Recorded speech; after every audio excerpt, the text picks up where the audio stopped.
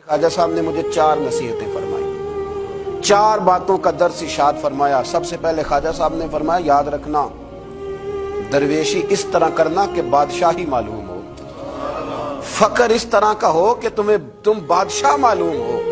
और दूसरा ख्वाजा साहब रहमतुल्लाह ताला अलैह फरमाने लगे, जब कोई तेरे पास आए ना तो वो खाली नहीं जाना चाहिए, भूख लगी हो तो उसे रोटी मिलनी चाहिए, कपड़े की जरूरत हो तो उसे खैरात मिलनी चाहिए, इल्म का भूखा हो तो तेरे पास कुरान और सुन्नत के दलाइल के अंबार हो, और अगर वो दर्द लेके आए ना तो तुझे तेरे भी आंसू होने चाहिए और सामने वाले को वो आंसू ही नसीब होने चाहिए। हर एक को हर शय दे के भेजना, कोई कमजोरी ना रह जाए।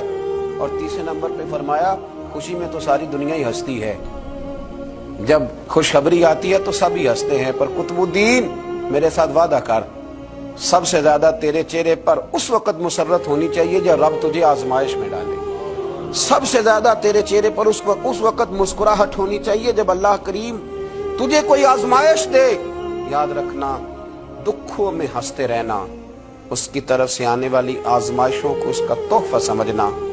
कुतुबुद्दीन ये तेरा रंग जब बनेगा तो फिर मैं समझूंगा मैंने तरबियत की। और चौथे नंबर पे फरमाया, याद रखना दुश्मनियां ना पालना, बल्कि दुश्मनी के जवाब में भी दोस्ती पालना, इसलिए कि जो दुश्मनियां पालते हैं वहां बुग़्ज़ पैदा होता है, और जो दोस्तियां पालते हैं उनके दिलों में अल्लाह मोहब्बत की खुशबुएं फैला दिया करता है।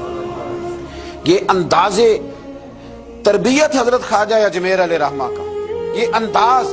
और फरमाते हैं हर आने वाले के साथ उनका अनोखा रवैया। ख्वाजा हमीदुद्दीन नागौरी रहमतुल्लाह अलैह फरमाते हैं कि मेरा ये हाल था कि मैं बड़ा खूबसूरत था ख्वाजा साहब के पास आने से पहले, बहुत सारे लोग मुझसे मोहब्बत करते थे, तो जब मेरे अंदर कुछ थोड़ी सी हुस्न था, कुछ खूबसूरती थी, तो मैं उससे आगाह भी था, मैं समझता था। कहते हैं जब हजरत ख्वाजा की खिदमत में आया, मैंने कहा हुजूर मुरीद कर लें, तो कहते हैं क्या अंदाजे तरबियत था।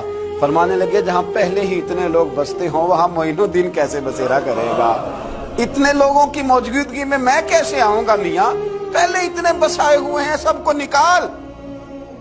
तो हजरत ख्वाजा अजमेर अलैहि रहमा ने जब ये कहा तो ख्वाजा हमीदुद्दीन नागौरी रहमतुल्लाह अलैह उठ के कदमों में बैठ गए। कहने लगे, हुजूर सारा जमाना मेरे पीछे भागता है, पर इस तरफ भी तो गौर फरमाए ना, मैं अगर भागा हूं तो मोइनुद्दीन अजमेरी के पीछे भागा हूं, हुजूर मेहरबानी फरमाए। ख्वाजा अजमेर ने बैत फरमाया। जब उठ के बाहर निकले ना तो एक शख्स कहने लगा, हुजूर ये नौजवान है, मैं इसको जानता हूँ, इस तरह के नौजवान यूं ही होते हैं। फरमाया, अच्छा तू जानता है ना, पर मोइनुद्दीन का बनने से पहले जानता था, अब ये मेरा बन गया, अगर जानना हुआ ना तो जरा जा गली में कुछ लोगों से बात कर रहा है, देख ले क्या बात हो रही है। ख्वाजा हमीदुद्दीन बाहर निकले तो पुराने यार मिलने आ गए। उन्होंने कहा चलो, आप फरमाने लगे, मियाँ अब नहीं जाना, अब 2 गलियां याद करनी है, एक जो शेख के घर जाती है और दूसरी जो वापस आती है, अब दोबारा भाई कहीं भी नहीं जाना। मैं कहा जनाब वो फलां भी बुला रहा है। ख्वाजा हमीदुद्दीन साहब ने कोई बड़ा ही जुमला बोल दिया। फरमाने लगे, वो बुला रहा है तो क्या हुआ, अब तो जन्नत की हूर भी बुलाएगी तो नहीं जाना, अब नहीं जाना, अब मैंने तरबियत ले ली है, अब मैंने फैज ले लिया है, अब मैंने उधर ही तवज्जो रखनी है जहां का मैं हो गया हूं। एक दर फड़िए मोहकम फड़िए, फिर एक दही होके मरिए, यक दर गिर ते मोहकम गिर। ये जगह जगह जाने का क्या मतलब, ये तरबियत है, ये अंदाज है, ये म्यार और ये स्टेटस ख्वाजा साहब ने अपने मुरीदों को सिखाया। इतनी इबादत है, इतनी रियाजत है, इतनी तरबियत है, फिर भी रो पड़े हैं, फिर भी बुढ़ापा आया है तो तड़प उठे, फिर भी चंद खुलफा को करीब बुलाया है। तो हजरत मोइनुद्दीन कहने लगे, मेरे लिए दुआ करो। तो कहा, हुजूर 90 साल के करीब उम्र हो गई, जिंदगी भर आपको वुजू में देखा, हुजूर जिंदगी भर सजदे में देखा, जिंदगी भर रानाई में देखा, तबलीग में देखा, खिदमत में देखा, लोगों को खिलाते देखा, घर के अंदर से लेकर बाहर तक हमने आपको दूसरों का सोचते ही देखा।